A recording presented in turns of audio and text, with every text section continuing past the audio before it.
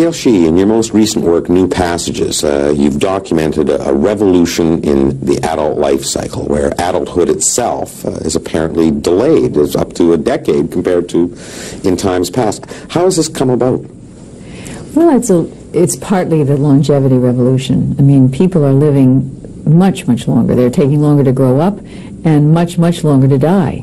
I mean, I remember the head of a nursing home in the States told me that just 2 decades ago she used to have 60-year-olds, 40-year-olds bringing in their 60-year-old parents.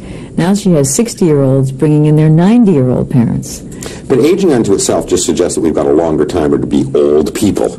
You're suggesting something very, very different. Quite different. That first it's taking a lot longer to become an adult. You have 30-year-olds who are living at home, and I'm 43 years old. I really don't think I'm adult yet, or I'm just kind of getting to there. Is this the narcissism of youth, that the baby boomers have been so much the focus of everything that we refuse to get old?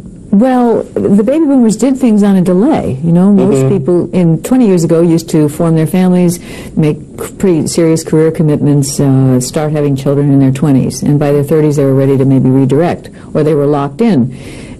This generation, you know, is still having babies in their 40s, and some of them looking forward to possibly delaying until their 50s and using technology to have later children.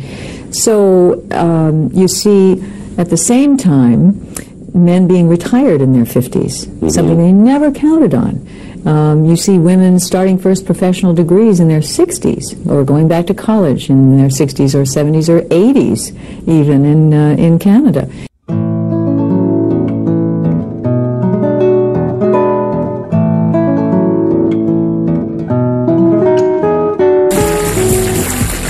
Welcome back to The Circle. It's Thursday. So how is Australia changing, and what happens when the baby boomers die off and the Gen Xers and Gen Ys inherit the earth?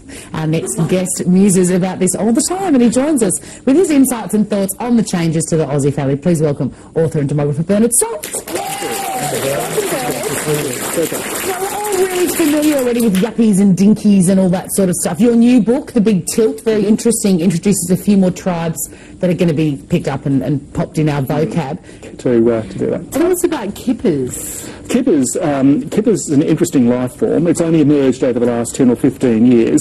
These are 20-something Generation Ys that live at home with their 50-something parents. They are KIPPERS, which is kids in parents' pockets, eroding retirement savings. I have a couple of kippers at home. Oh, nice. Whose fault is that? Is that the parents' fault or the kids' fault? Well, in fact, baby boomer parents in their 50s complain a lot about their kids staying at home, but they absolutely love it. And the reason is that if you're a 50-something parent and you've got your kids staying at home and their partners and so forth, you are like the sun, and they are like planets orbiting around you. The kids and their lives and their friends and whatever, baby boomers just love it. And you were saying they love the control of their life, and they also, by doing that, they can almost sort of say, well, emotionally you're in debt to us, so when we get old...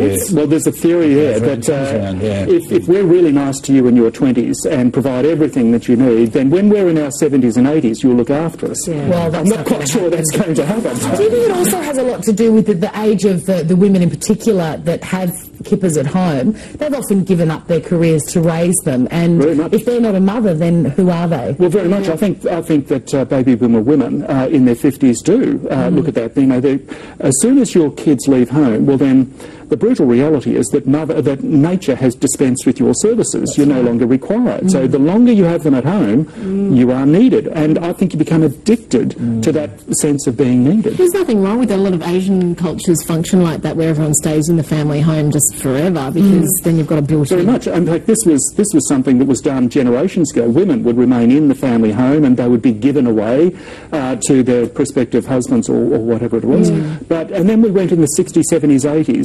Baby boomers like myself were out of home at 18, 19 or 20. We seem to be moving back to this old world value of having an extended family. The kids suffer that because they don't learn life skills. They don't know how to fill out a form, or take out the garbage. These are the most connected, intelligent, educated, globally travelled world kids. And they can't do the basic things. They can't do the But is that true, Bernard, or do they just get a bad rap? Well, look, I think there are some practical life skills that you don't get unless you do actually. I mean, how much is an electricity bill?